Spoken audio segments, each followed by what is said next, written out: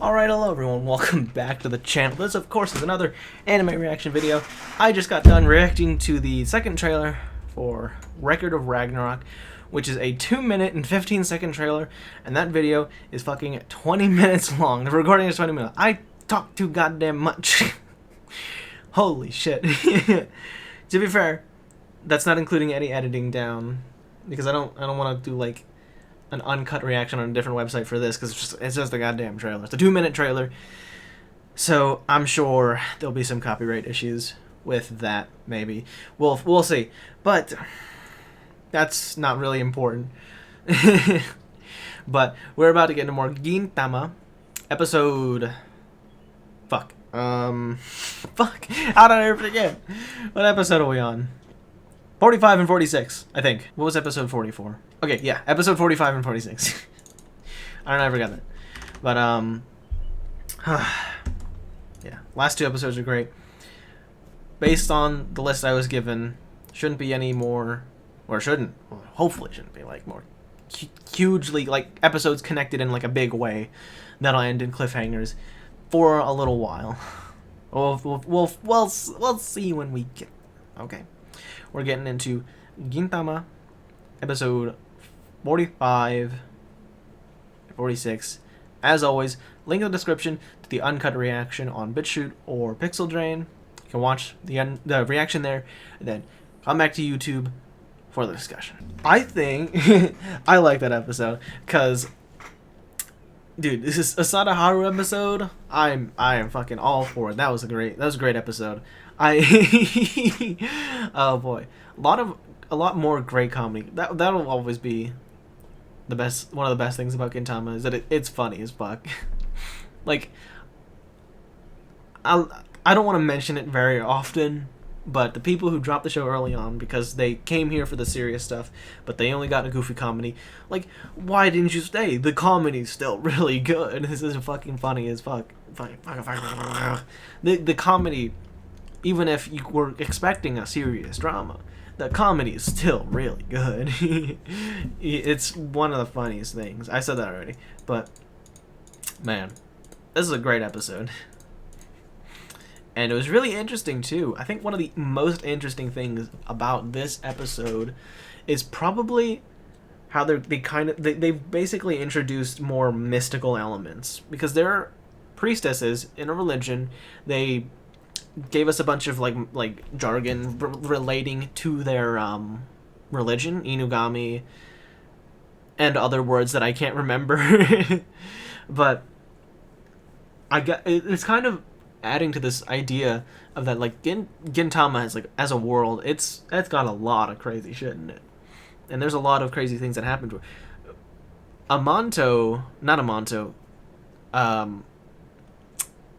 Sadaharu, at least in my when I first saw him, and as the series had gone on before this episode, I kind of always thought he was probably like an Amanto, an alien from outer space, from a different world, not a part of our own, because that would make sense. He's a big dog.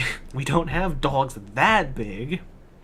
The only time a dog on Earth has been that big is that Chinese family that had their dog taken away by the Chinese government because it wasn't a dog, it was a bear. They accidentally started raising a bear cub, and they didn't even, like, once question, man, why is this dog so fucking big? Because I thought it was a dog, and the Chinese government had taken it away because you can't do that. So, and maybe that was on purpose to make us think, oh, look at all these alien creatures. Look at Sadaharu. He's a big dog. He's probably an alien. Ooh, who knows? But in this episode, and unless I'm getting things wrong, they're basically saying, no, this is like an Earth thing. This is like part of this religion. Or maybe it is an alien thing that just came to Earth like a long time ago, even before the Amanto invasion, and it became part of the religion. But I would assume it's like a religious thing. And that ritual, that's not a technology-based thing. That's definitely like a mystical magic type thing. Setting up a specific seal, a specific symbol so they can suppress this creature's powers. And again, that's not like... Again, it's not technology doing any of that. That's just them creating the symbol in like that specific way with Sadaharu in the middle of it.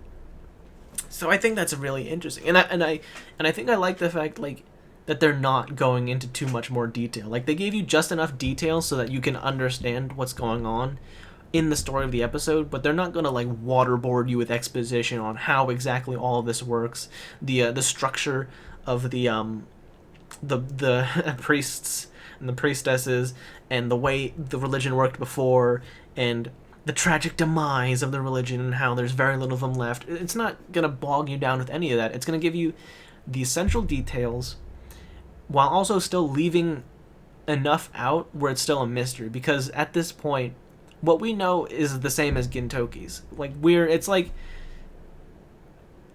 I don't know if there's a better word for it, but it's kind of like immersing you in the world, where it's like it's giving you enough to where you can believe it's a thing that exists in the world, but it's not giving you more information than what would reasonably be understood of the people within the world to know about that religion, unless they specifically sought it out, if that makes sense.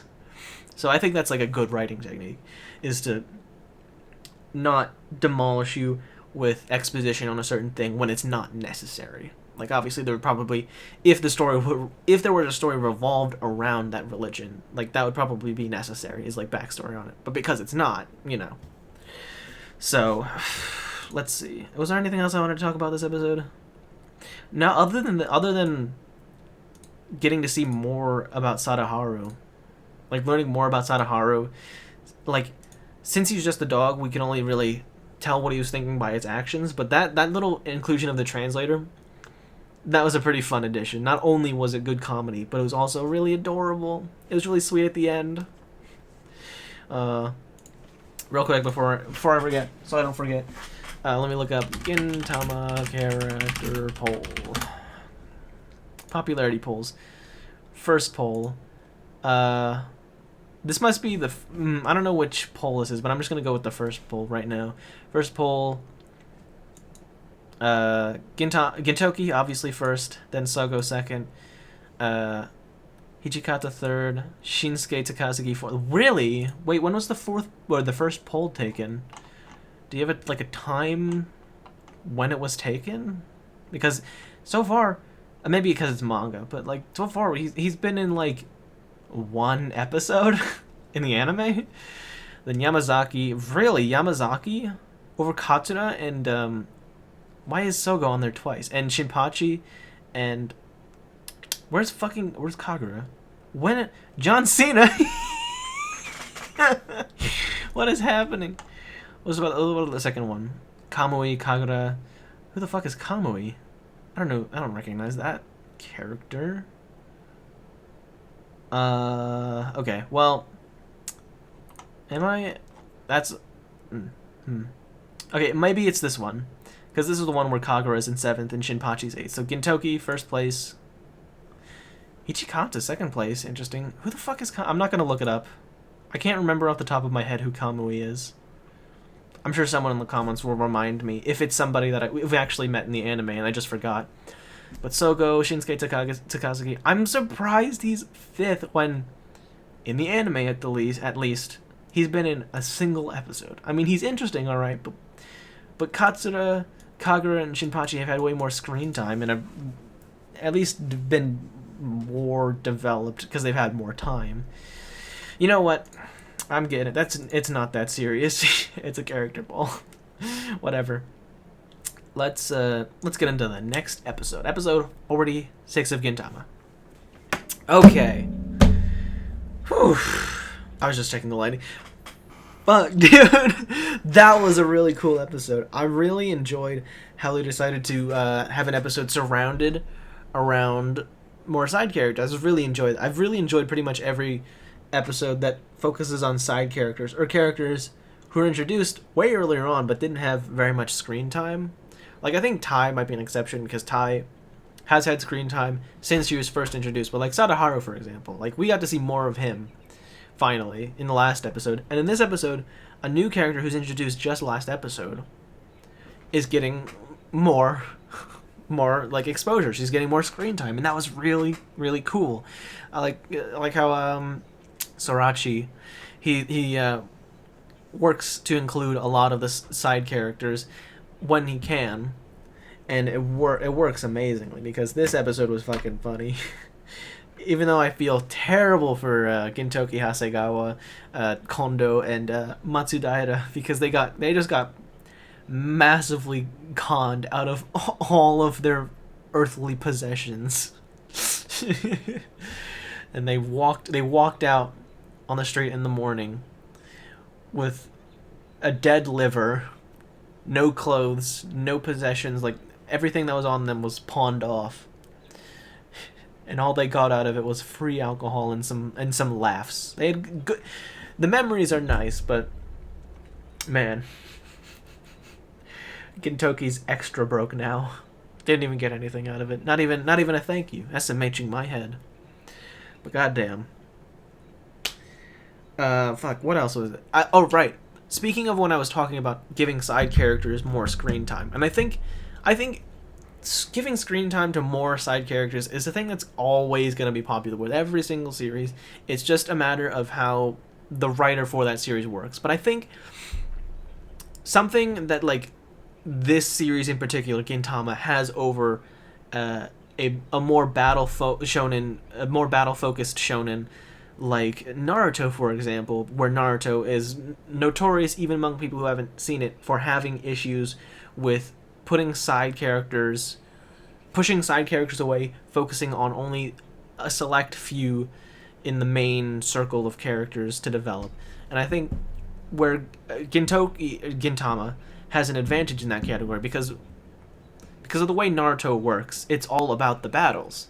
So in order to keep people interested, you have to make the battles more interesting, and one of the easiest ways to do that is to make the new enemies that show up even stronger than the last ones, and that ends up with the main characters need to be as strong or stronger than them, because obviously for the biggest emotional hits you need the most developed character to be the one to stop the bad guy, and that's usually the main character.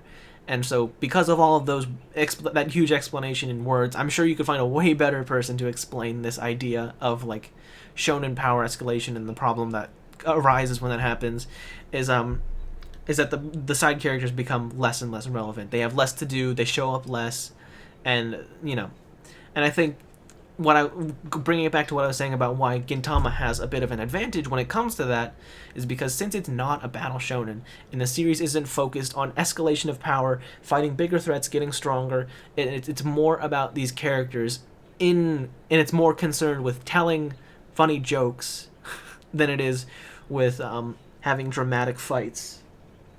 I think it's a lot easier of a task for Sorachi, the writer, to actually include side characters in more, give them more screen time, because it's not because like I was just saying, the side characters get pushed to the side because they need the main characters to be strong so they can fight the ever-growing, stronger villains. But since that's not a problem at all in Gintama right now, side characters get to be not as well developed and not getting as much screen time per se as like the main characters, but still getting a lot more than they would get in other battle focused shonen.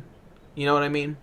And so that's something that I really appreciate about Gintama, and I imagine that's going to be relevant throughout this entire series. Is that side characters will be brought back at various points to do something, to do anything really, because since it's not just a battle, since it's not just a battle shonen, Gintama is like a melting pot of various genres. They have a lot of things. They've got the comedy, they've got the battle, they've got drama, they've got the suspense. They've had some suspense, just like the build up. Even if it's just build up to jokes, it's there. So they can bring in different characters and throw them in with these different stories and see how they react. And I think that's, like I said, a great strength of Gintama as a series right now. So I can't wait to see more of it. On a side note, I just remembered, Gintama I think has a live action movie. I've actually heard it's not too bad. And honestly, Gintama seems like it would be like one of the few like animes to work as a live action, because it doesn't rely on huge anime fights that can only be done in anime. It relies more on just like comedy, because like again, the animation is limited for the most part in this early section of Gintama, so it's more about telling funny jokes and presenting them in a way that's funny. So whether or not I watch Gintama, whether or not I react to it on the channel even, it's still an interesting thing that I'll probably check out at some point in time, you know? But with that all being said, that's all I had to say about this episode. Another great pair of episodes, and I can't wait to watch more at some point. If you enjoyed this video and you watched all of it, then make sure to press the like button and subscribe and hit the notification bell so you don't miss a single future upload. Thank you again for watching.